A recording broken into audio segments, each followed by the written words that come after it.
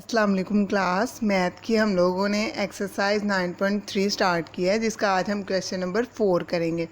तो question number 4 में हमें उन्होंने बोला है कि ए बी और ओ बी इन दोनों के जो है मिड पॉइंट्स जो हैं वो हमने लेने हैं और इन दोनों के मिड पॉइंट्स की हमने डिस्टेंस फाइंड करनी है। ठीक है, तो पहले हम ये दोनों मिड पॉइंट्स फाइंड करेंगे। मतलब M1 अगर हम कहें कि ए बी का मिड पॉइंट है तो वो हमने कैसे फाइंड करना है। ए वाले पॉइंट जो x1 y1, बी वाले points x2 y2, mid point formula use किया तो ये आ गए 3 और 5/2।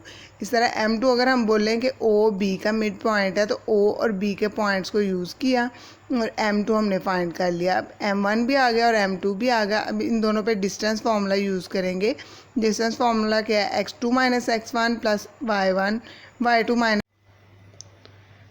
अब M1 M2 डिस्टेंस फाइंड करने के लिए डिस्टेंस फार्मूला यूज़ किया 3/2 माइनस 3 का स्क्वायर प्लस 5/2 माइनस 5/2। एक ये 5/2 और एक ये 5/2।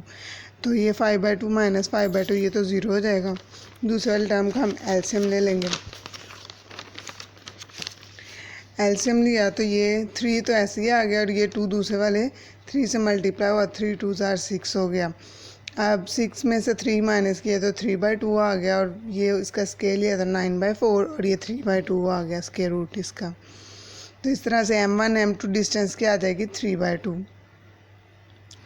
इसी तरह क्वेश्चन नंबर 5 में हमें उन्होंने बोला है कि पैरेललोग्राम के हमने बताना है कि जो डायगनल्स हैं वो एक दूसरे को बाइसेक्ट करते हैं, मतलब एक दूसरे को दो इक्वल पार्ट में डिवाइड करते हैं। डायगनल अब कौन से होते हैं, ये वाली लाइन और ये लाइन, मतलब अपोजिट वर्टिसेस को अगर हम मिला दें तो ये जो लाइन बनती है इसको हम कहते हैं डायगनल। ठीक है, तो ये दोनों डायगनल जो है अगर ये लाइन भी लगाएं और ये लाइन भी लगाएं तो हमने बताना है कि ये दोनों डायगनल एक दूसरे को दो इक्वल पार्ट में डिवाइड करते हैं। तो उसके लिए अगर हम प्रूव कर दें कि ये जो डायगनल है जिस पॉइंट पे मिलते हैं वो सेम है तो हम इसका जो हम प्रूव करना चाह रहे हैं वो हमारा आ जाएगा रिक्वायर्ड। तो उसके लिए पहले हम ए और सी का मिड पॉइंट फाइंड करते हैं। ए और सी का मिड पॉइंट फाइंड करने ए के लिए ए के वर्टिसेस और सी के वर्टिसेस यूज़ करेंगे।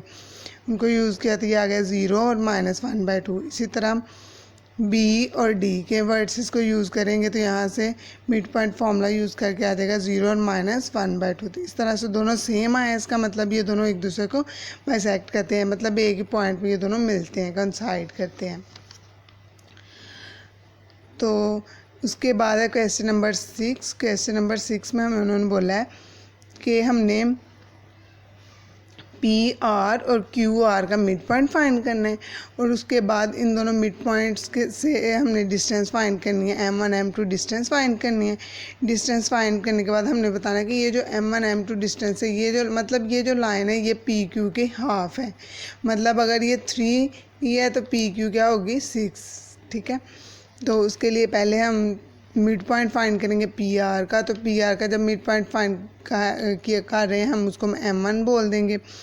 M1 फाइंड किया हमने। इसी तरह mid point of Q R find किया जिसको हमने M2 बोल दिया और M1 और M2 डिस्टेंस फाइंड की डिस्टेंस फार्मूला यूज़ करके। तो ये आ जाएगी 34 स्क्वायर रूट 34 आ जाएगी वो। अगर उसको हम पॉइंट्स में लिखे तो आती है 5/5.8। इसी तरह पी क्यू डिस्टेंस अगर हम फाइंड करें तो आती है स्क्वायर रूट 136 मतलब 11.66। तो हमने प्रूव क्या करना था कि ये जो M1 M2 है ये पी क्यू का हाफ है। तो अगर हम इसका हाफ ले लें, हाफ लेने क्या करते हैं 2 से डिवाइड कर देते हैं। 2 से डिवाइड किया तो ये आ गया 5/8 तो इसका मतलब है पी क्यू डिस्टेंस का हाफ जो है वो M1 M2 है। तो यही हमने प्रूव करना था। अब आपने इसके क्वेश्चन नंबर 4, 5 और 6 जो है वो सॉल्व करने हैं। इस तरह से हमारी एक्सरसाइज 9.3 ख़त्म होती है। Thank you so much.